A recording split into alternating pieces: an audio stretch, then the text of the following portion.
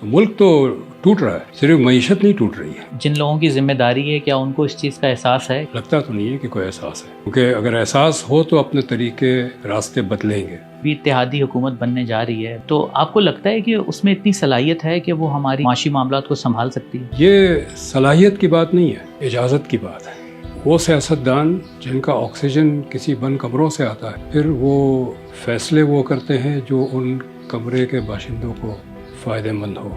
जिन बंद कमरों से ये फैसले आते हैं, क्या उनमें ये सलाहियत है?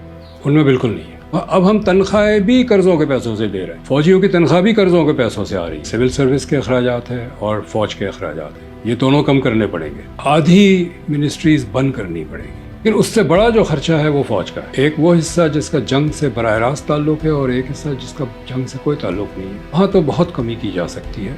कुछ हेड्स ऐसे हैं जिसको जीरो पे लाया जा सकता है। अगर आप लाहौर से पेशावर जाए जीटी रोड से, तो औसतन हर 25 मील के बाद एक कंटोनमेंट आता है। इनमें से 1 या 2 के अलावा सारे कंटोनमेंट जो है अंग्रेजों ने बनाए थे, चूंकि 19वीं सदी में रूस से खतरा था हमला होने का। इंडिया ने तमाम कंटोनमेंट खत्म कर दिया। नेवी और मैरिटाइम सिक्योरिटी एजेंसी एक ही काम करते हैं, एक को बंद कर दें।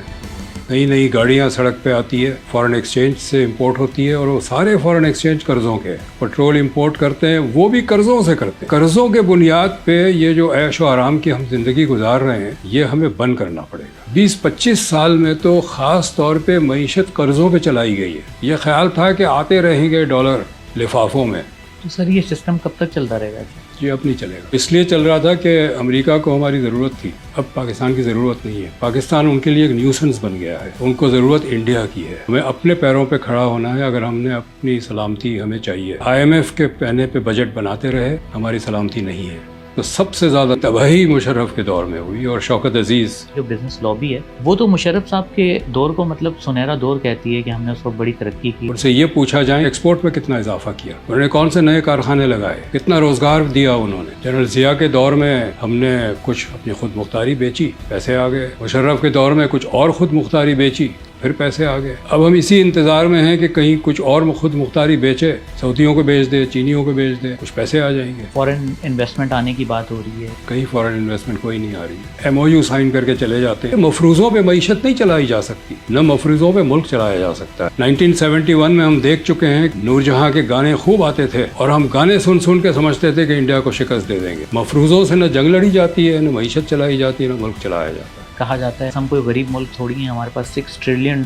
की मादनियात, हम कैसे दिवालिया हो सकते हैं? एक घर में हम गए थे डेटा कलेक्ट करने के लिए। खातून कहने लगी कि जी घर में जब खाना नहीं होता है तो मैं पानी चढ़ा देती हूँ चूल्हे पे। बच्चे रो रहे होते तो उनको कहती हूँ कि देखो पक रहा है, रो रो के सो जाते हैं, मैं चूल्हा बंद करके मैं भी सो जाती हूँ। ये वही बात है कि चूल्हा चुपे खाना चढ़ाया हुआ है, पानी उबल रहा है, खाना आ जाएगा। डॉलर तकरीबन 280 रुपए पे ट्रेड कर रहा है, तो आपके ख्याल में ये इसकी रियल वैल्यू है? ये आर्टिफिशियल है। जो आपके रिजर्व्स हैं वो तो सारे कर्जों के हैं ना। जिस दिन कर्जे आने बंद हो जाएंगे तो आप अंदाजा लगा लें डॉलर का क्या रेट होगा। डिफॉल्ट होना किसी कंट्री का दी एंड तो नहीं होता, वो डिपेंड करता है। कुछ मुल्क टूट भी गए, किसी जंग में शिकस्त नहीं हुई रूस, उसकी मईशत बैठ गई।